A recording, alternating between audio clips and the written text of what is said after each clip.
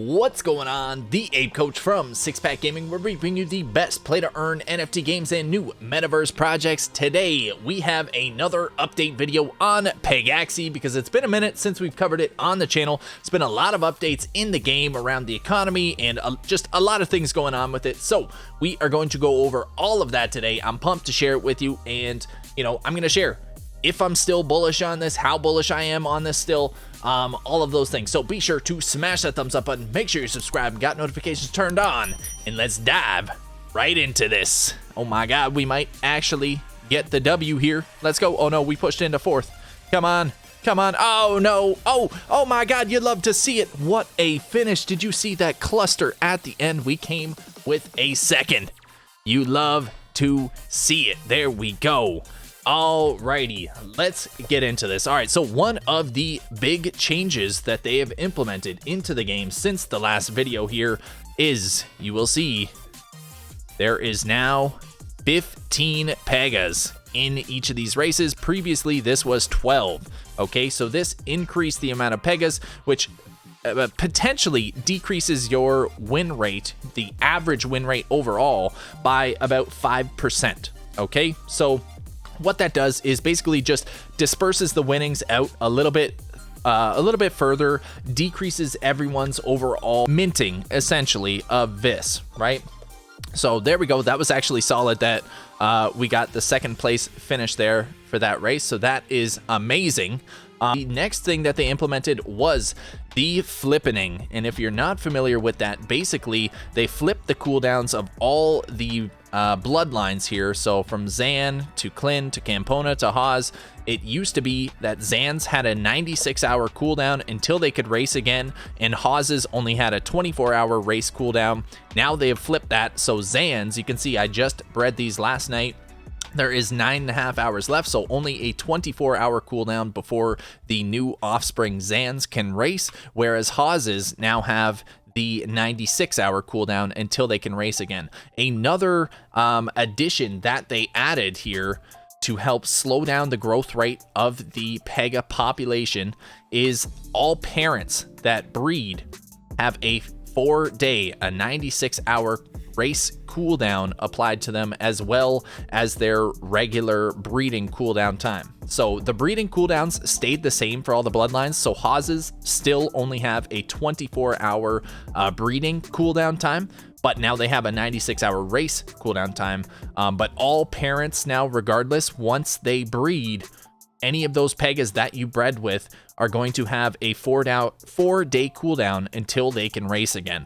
So again, that is slowing down the minting rate of VIS, because that was one of the things that the Pegaxy team and Corey specifically has mentioned several times, is that sure, if you add an extra VIS burning mechanism, so you do an event like the Valentine's event, right? And you add something that costs VIS and you burn a ton of VIS, that's only a one-time burn of that VIS.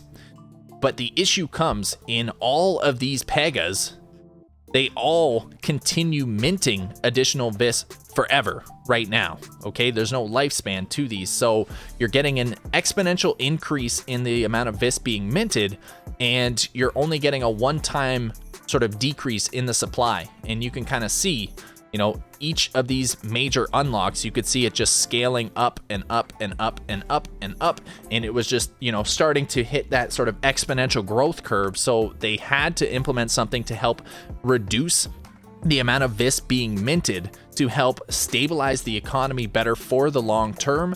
And you can hear the this was actually less than the 2 weeks previous unlock period. It was only about 2 million less. So not a huge impact, but it did slow down that sort of exponential growth curve that we were seeing. Like, we could have very well seen this peak shoot way up into here, like almost 200 million or something. And thankfully, it is actually started to come back down a little bit. And over the past few days specifically, the VIS burning rate has actually been catching back up. We had like this day here where we burned more than we minted again. This used to be at 80% burned versus what's been minted versus the total supply. Now it is up to 83%. So we're starting to burn a bit more VIS. We're starting to mint a little bit less. But this is, this has been the biggest concern with everyone, is the overall economy. And, obviously the token price has dropped drastically from its all-time high at, 27 cents or whatever it ended up reaching there. But this, the drop should not have been a huge shock to most of you if you were, just paying attention, right? Like Corey and Ken mentioned several times, make sure you're taking profits. Things can get crazy here. Don't, FOMO, don't invest more than you can lose, all that sort of stuff. They were continually telling people to take profits, and, no one cares about that until things drop, right? And then they say, oh man, you guys screwed us. I didn't take any profit. And they're like, well, that's literally what they were telling you to do. Like, they were telling you, take profits. Take profits. Have to be a little bit more patient, a little bit more realistic with your time frames. We are talking about a game that is 4 months old, where the team has purposely put out a minimum viable product and, openly stated since the very beginning, this is an experiment that they're working through together with the community. Right? It's the player base that will ultimately be able to determine the success or the failure of this project.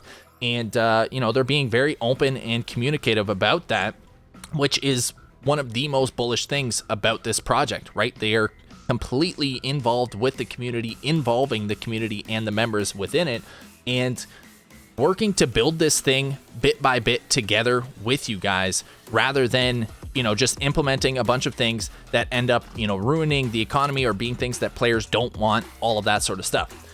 So you'll see, we have this kind of 0.4 cent support right now. We have been holding this sort of 0.4 cents, 0.5 cents, and I do see a lot of potential future. We have seen this start to accumulate and start to level off here, which is very nice to see, because earlier it was a very steep drop, right? And now things are starting to really swoop around here, and we could see a nice little recovery as all the new features that are coming to Pegaxy are implemented. And we're going to talk about those in just a minute here.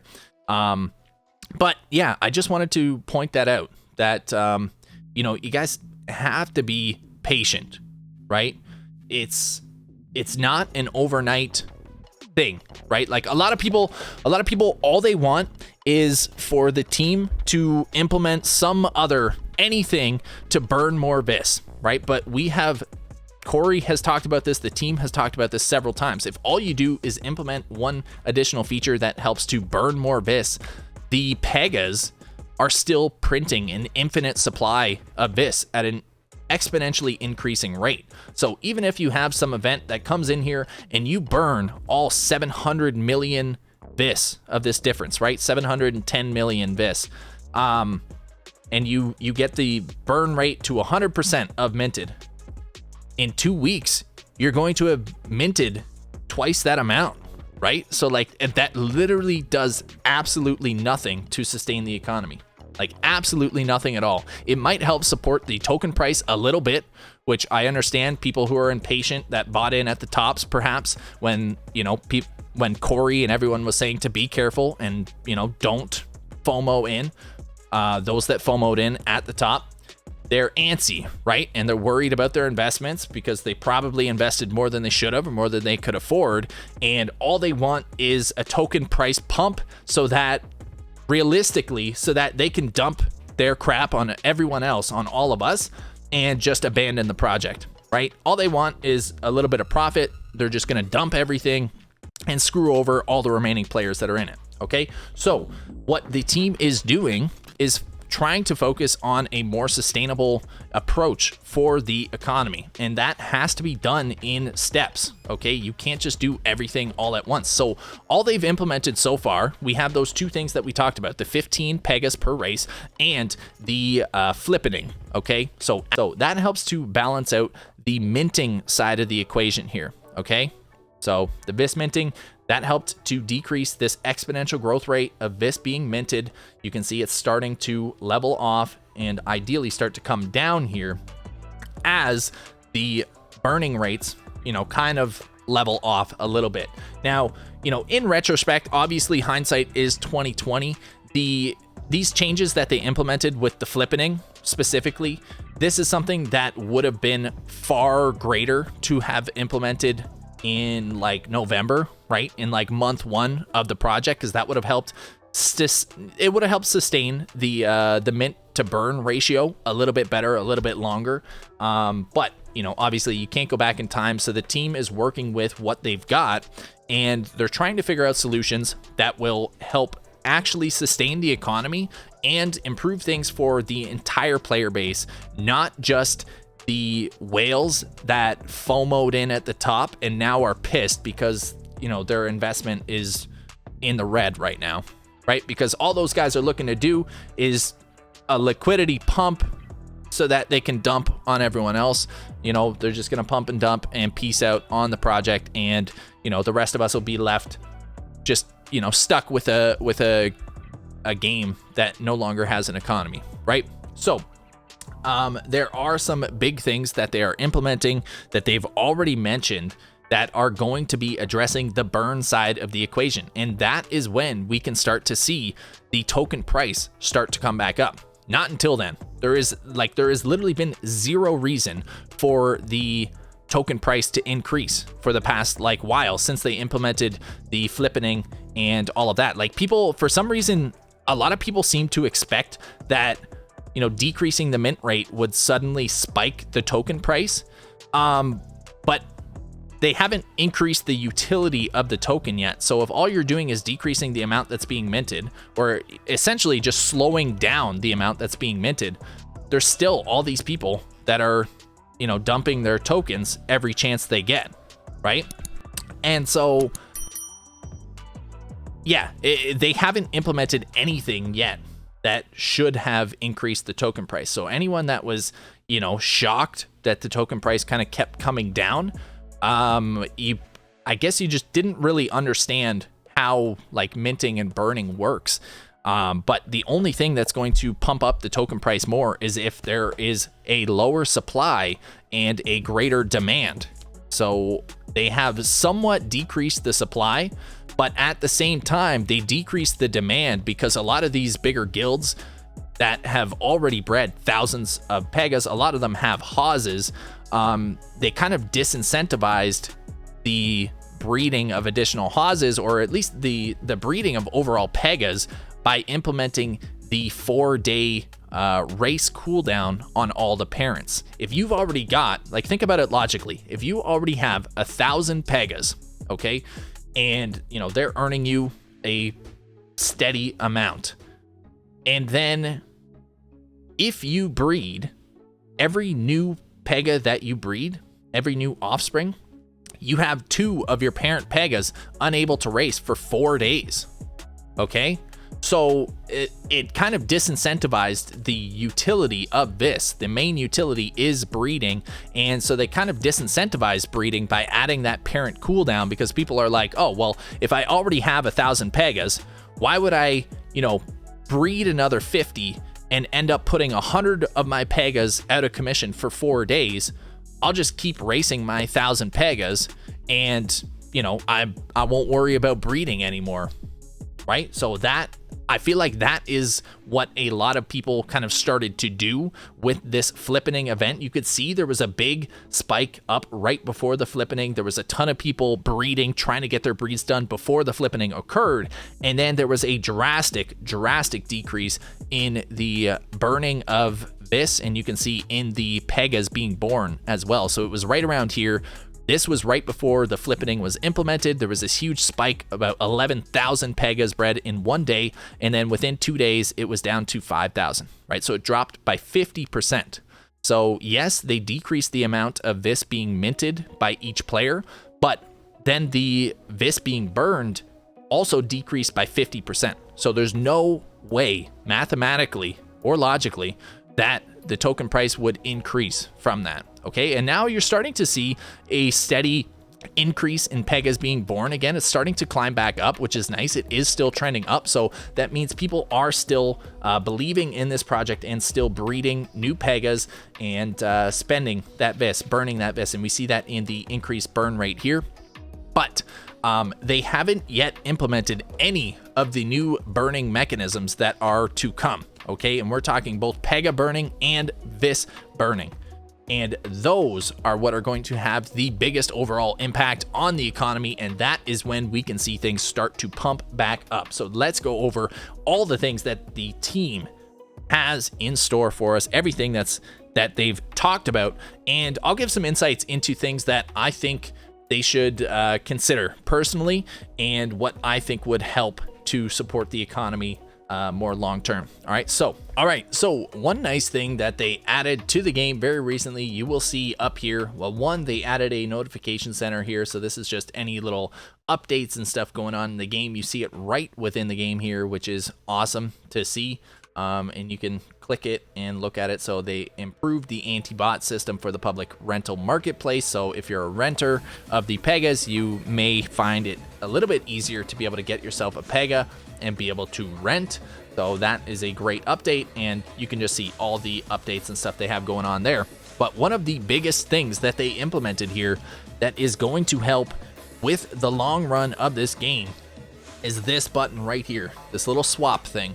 So what they did was they implemented Kyber Swap's DEX essentially right within the game itself. So now you can swap your USDT to VIS and vice versa. You can swap your PGX, Matic, USDT, and USDC all right within the game. And this is going to be huge for helping onboard players that are new to crypto, right? You can do everything right within the game. You don't have to, withdraw to a wallet and then go to a separate DEX on another site and then exchange your tokens and do all this stuff, right? It's literally just right here, click it, swap whatever token you want to swap, and it's in your wallet already. And the other thing that they added here is this purchase crypto with card. Okay, so this is the ramp integration that they added, and you click that, it brings you to the ramp network, and then you can, say, I just want to spend Canadian dollars or wherever you are, US dollars, and I want to get USDC or I want to get Matic. So you can buy Matic straight up with your native currency. And so here I'm in Canada, so I don't know why it says USD there. It should be CAD, but essentially this is what you do. I want to get $100 worth of Matic. That'll give me 59 Matic. You hit proceed, and then you have to fill out your stuff and that, but essentially you can buy crypto now with your card straight from the on-ramp, and then you'll be able to get it in your wallet here and be able to start playing. And that is something that is going to be huge for the mobile app that they are launching. Once they get the mobile app together on the Play Store and potentially iOS in the future, that is when you can start to see non-native crypto users joining the game for the sake of playing the game, and just as a byproduct, a second nature, utilizing crypto and kind of becoming familiar with the economy without having to know, what DEXs are, or having to go to an exchange and buy tokens and swap tokens and do all these things, right? It'll be much, much easier to onboard new users. So that is huge. And the mobile app is something that they have coming within this next quarter as well. So that is coming up very soon here. That is a major, major update that is going to be coming here soon. The next big thing that is going to be implemented here is the new gameplay mode. So they are going to be implementing a strategy-based gameplay with both the breeding and the racing of the Pegas. Okay, so if we come to the Pegas here, they have said that stats will matter. Okay, now I still don't know exactly what that means, because initially what they talked about with all these stats was that these are just bonus stats, and the actual base stats of all the Pegas are still hidden, right?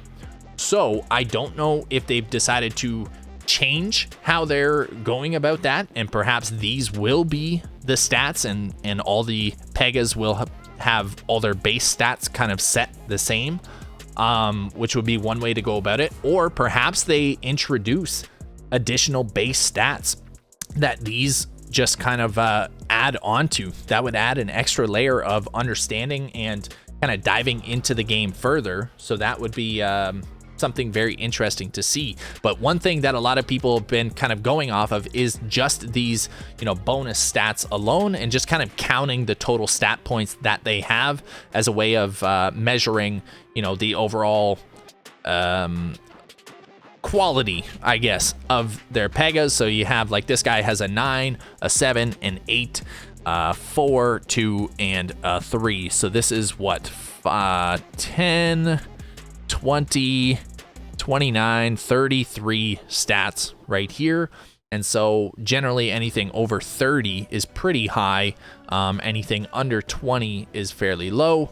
So that is kind of how people are judging the value of these Pegas, but we don't know if that's how it's actually going to be implemented. We just know that stats are going to matter, and they are going to be implementing a first iteration of the player-controlled gameplay, which is going to be just a strategy-based game utilizing the stats of the Pegas as well as the stats of the stadiums, the conditions of the stadiums. Next major things that is still coming that I think is going to have a huge impact on the economy, going to drastically increase the burning of VIS as well as Pegas, is going to be stadium sales. All right, so, you know, Corey says it here. Pegaxy has barely begun.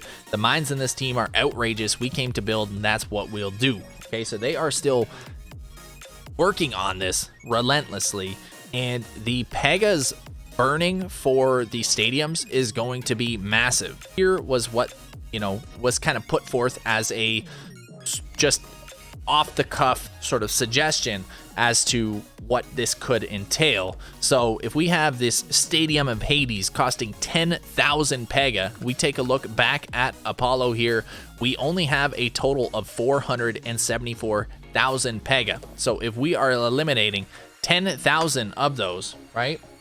You take 10,000 divided by, let's just round up to 475,000, right? That is 2% of all the Pegas in existence just for one single stadium, okay?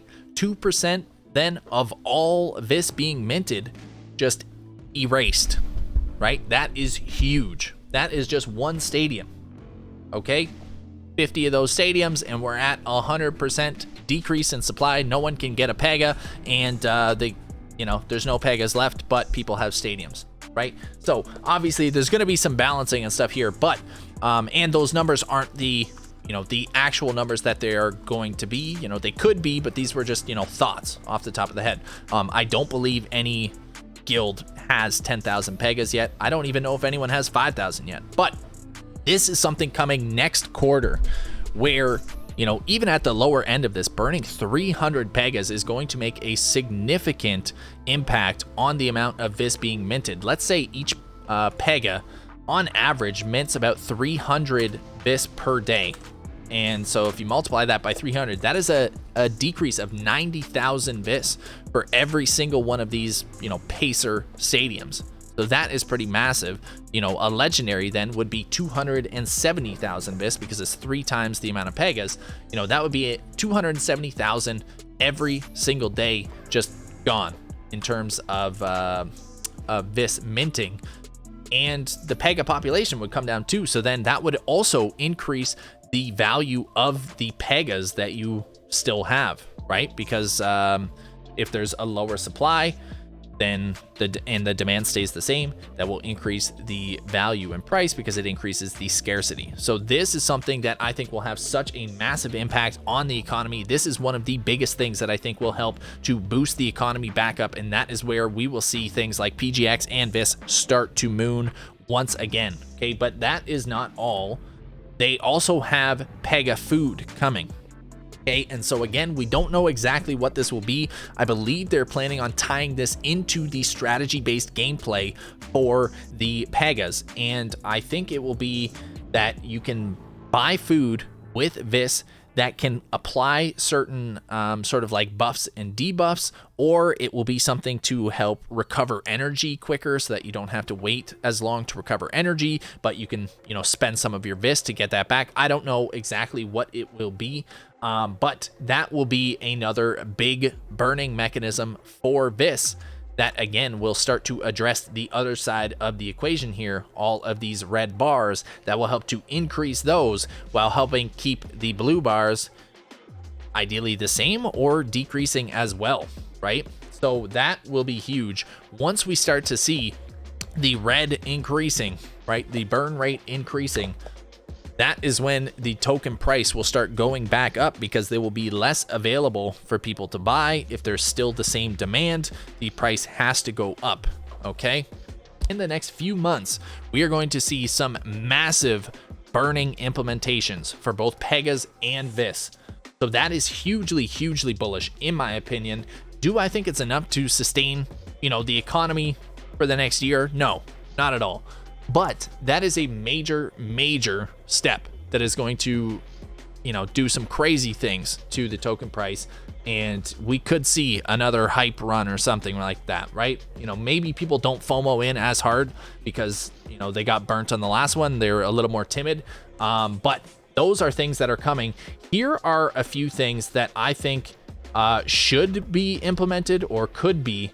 And these are all things that they've already kind of talked about. Okay, so the Pega food, we already went over that. Okay, they need to focus on Pega burning, which the stadium sales are going to be doing that, right? Because, you know, as we're seeing, we're getting up to 475,000 Pegas. The Discord server only has 143,000 members. So if all of those are potentially renting, and we have 3 Pegas per renter, that's only a demand of 429,000. So right now we have about 50,000 excess Pegas versus the current demand just based off the Discord server. Obviously there's other members and, you know, the Twitter communities and all that sort of stuff. So that is by no means all of the players of the game, but we are starting to get to a point where there's a little bit of saturation in the market and a little bit of oversupply of Pegas versus the demand. Whereas in the past, it's always been the opposite. There's been way more demand than there is supply. So this is where we're starting to see things catch up. And that is why you're seeing the prices of Pegas drop to, you know, a floor price of $45 right now. That is something we've never seen before. Even in the initial NFT sales for the horses, the founding Pega sales, the cheapest horse you could get, or the cheapest Pega, was $100. Okay, so that is how much things have changed. Now let's get back to what else I think we need that they have talked about again is prestige Pegas. I think this will be huge. One of the, you know, kind of the idea behind it was that you would have to have 2 7 out of 7 bred Pegas, and you would essentially fuse them, or you would burn one in order to get a prestige Pega. Okay, so not only would you be burning a Pega for that, you'd be sacrificing a Pega to be able to get the prestige Pega, you would also have to have them both bred up to 7 out of 7. So this is where this incentivization for breeding up to 7 out of 7 Pegas comes in. If you're breeding 2 Pegas up to 7 out of 7 breeds, I believe it's somewhere around $250,000 VIS to do that. And then you're burning a Pega in addition to that. So you're decreasing the you know, infinite minting of, say, 300 VIS per day in perpetuity, and you are doing an instant burn of, well, not instant, but like, you know, over those 7 breeds, you're burning, you know, $250,000 VIS for every single prestige Pega. And then the thing with the prestige Pegas that they mentioned was that it'll be like a multiple level system, right? Where you'll be able to prestige a second time, a third time, whatever. And every time you prestige the Pega, it actually has a 25% increase in breeding costs. Okay, so if a non-prestige Pega, it costs you 2,000 VIS to breed a 0 out of 7. When you have a prestige 0 out of 7, it is actually going to cost you 2,500 for that first one, and then the next one is 4,000, right? So then all of a sudden that jumps up to 5,000. So you can see it starts to get kind of exponentially more. So I think in order to be able to get like a prestige 2 Pega, you would need to burn like 500,000 VIS or something like that. So that's where you can see it start to like really stack up, and that will be another huge burning mechanism for VIS as well as Pegas to help control the population and keep the supply kind of level with demand. Another thing that I think could help with incentivizing breeding to 7 out of 7, which again will help increase the burning rate of VIS, because that is the main utility for VIS right now. The incentivization for 7 out of 7 breeds, there was an interesting sort of comment on some of the last videos and things like that, where they proposed the idea that you get an increased amount of energy based on the breed count of your Pegas. Okay, so maybe when you breed a new offspring Pega that's a 0 out of 7, maybe in the future, it only has 10 energy, right? So it can only do 10 races per day. So obviously you're not going to be winning very many races then, so you're not going to be minting near as much there. But for every time you breed that Pega, you know, maybe you get an extra 5 energy or 10 energy, right? So maybe at a probably 5, right? So that would take it to, at the max, a 7 out of 7 bred Pega. That would be what, 7 breeds times 5 energy plus 15. That would bring you all the way up to like 45 energy. So you could get 45 races in a day with a 7 out of 7 Pega versus 10 races in a day with a 0 out of 7. So obviously they'd have to kind of play around with the numbers and see what makes sense there, but that would be a very cool way of helping both decrease the amount of VIS being minted, especially by the new offspring Pegas, as well as increase the amount of VIS being burned. Because if people want to maximize their earnings potential with their stables, they're going to want to breed those Pegas up and get to the higher breed counts so that they're able to do more races in a day, right? So that is something that I thought was a pretty cool suggestion, and something that, again, I think would help incentivize the further breeding, utility, and burning of VIS. Those were the main things that I wanted to touch on in today's video, but there was one additional thing that happened very recently here that I think has a positive overall impact on just the outlook of the team in general, in Corey, and in the economy in the game as well. And that was actually the big ban that happened. You may not have heard about it, but this man TV Crypto from the Lone Wolf Guild had over 1,600 Pegas banned and millions and millions of VIS locked.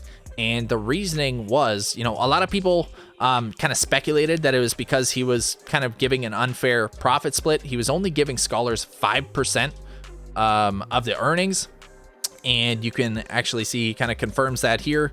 First move of the reformed me is 25% shares instead of 5%, which obviously, you know, if you look at the price of this, if a 5% split on 0.4 cents is, you know, that's just not doable. Okay. And the reasoning that he ended up getting banned was he was actively promoting the idea that scholars could just use 4 separate devices or 4 separate wallets, 4 separate accounts, and be able to scholar 12 Pegas, when the terms of use, the terms of service with Pegaxy are very, very clear that no scholar, no renter can rent any more than 3 Pegas. Okay, there can only be a max of 3 Pegas. Multi-accounting, devices, all that sort of stuff is completely against the terms of service.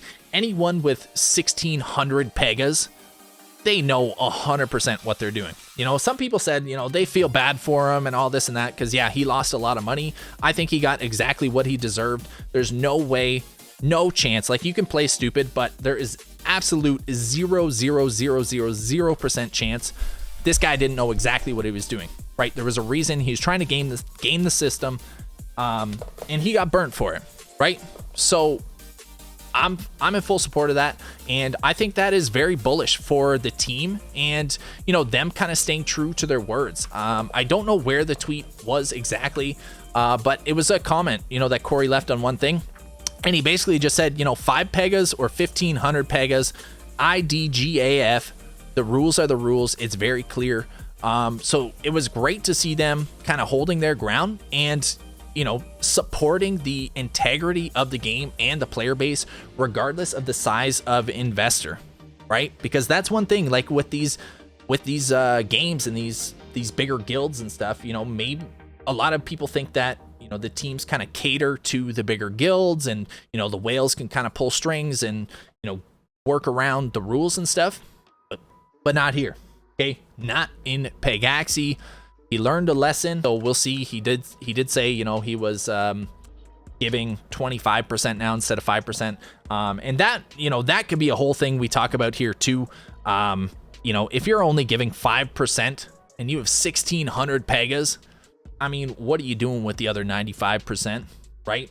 So a lot of people were speculating. You know, I don't know if there's any confirmed thing, but a lot of people were speculating he was dumping, you know, millions of VIS at a time, which was, you know, decreasing the price. I don't know if that's true or not, but, you know, just the fact that, you know, you're only giving 5% with that many Pegas, that doesn't sit very well with me. And that actually, the, you know, the argument that people use for only offering like a 5% or a 10% split for scholars is that, you know, they say, oh, well, the scholars are just selling it all anyway, so we have to limit the amount that they're selling on the market. But the reality is you are creating the dumping with those scholars. Okay, if all they're getting is 5% of $10, right, and they're only getting 50 cents, and for the week they get like $7-8, they're never going to be able to save enough up for, you know, their own Pegas and that sort of thing. So if they're only, you know, if you're only giving them scraps, they're going to use that to buy groceries and to, you know, live. And so they're just going to sell that for whatever extra, you know, side change they can get. You're not supporting them in being able to become managers and grow their own stables and do any of that. You are literally just using cheap labor at that point. Like, that is 100% what that is. I don't care what, you know, how you want to justify it to yourself, but that's 100% what you're doing there. You're trying to exploit cheap labor, and I'm not cool with that, right?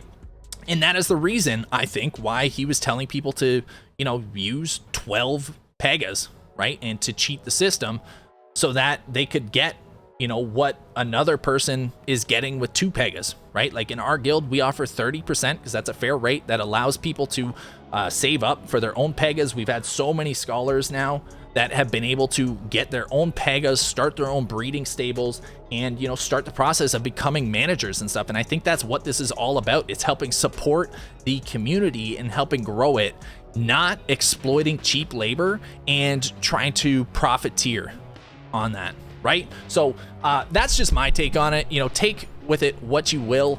I don't know the guy at all. I don't have anything against him personally, but the actions that he took, you know, that's not cool by my standards, and I think he got exactly what he deserved. So that is something that I just wanted to point out, and that was some bigger headlines that came up recently here. So those are all of the updates for now. Let me know what you guys think, right? If you guys are still bullish on this, how bullish you are on this, if you guys are picking up some Pegas now with the prices being the cheapest they have ever been, or if you're, you know, avoiding this, if you're, you know, looking at something else, whatever, drop a comment down below. Let me know. I will keep you guys updated with any of the new updates coming to Pegaxy, because we're going to have a lot coming in the next few months here, and I'm sure we're going to see some exciting stuff start to happen here. And just before we wrap this up here, if you guys are looking for scholarships, we're doing 6 new scholarships right here. We are still breeding. We are still pumping out the new scholarships. So be sure to check out the Twitter. We have some ongoing Pegaxy scholarships right now, as well as some CyBall scholarships, and we're going to be having more of those coming as well. So be sure to check out the Twitter, check out the Discord, and all of that. And you know, make sure you're getting involved in that if that's something that you are wanting to take advantage of. Lastly here, I do want to point out, if you guys feel like supporting this channel even more than you already are, this is totally optional, but we do have the memberships here. You can click the join button and you can join the Monkey Gang, the Gorilla Squad, or the Alpha Apes for VIP Discord access, special roles, and some early alpha on new projects and all that sort of stuff. So that is an option as well, but totally optional. You know, just dropping a like, making sure you subscribed, and leaving a comment down below is plenty enough for me. So make sure you're doing all of that. And before we close it off here, let's send a huge shout out to all the new subscribers and members of the Monkey Gang.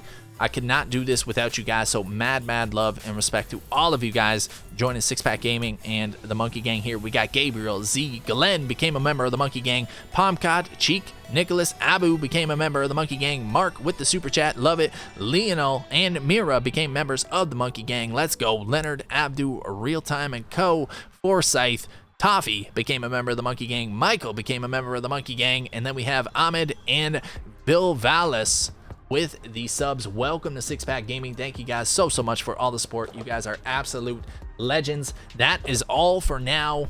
So as always, till next time, train hard, game hard, keep making those life-changing gains, and we'll see you in the next one. Peace out, everyone.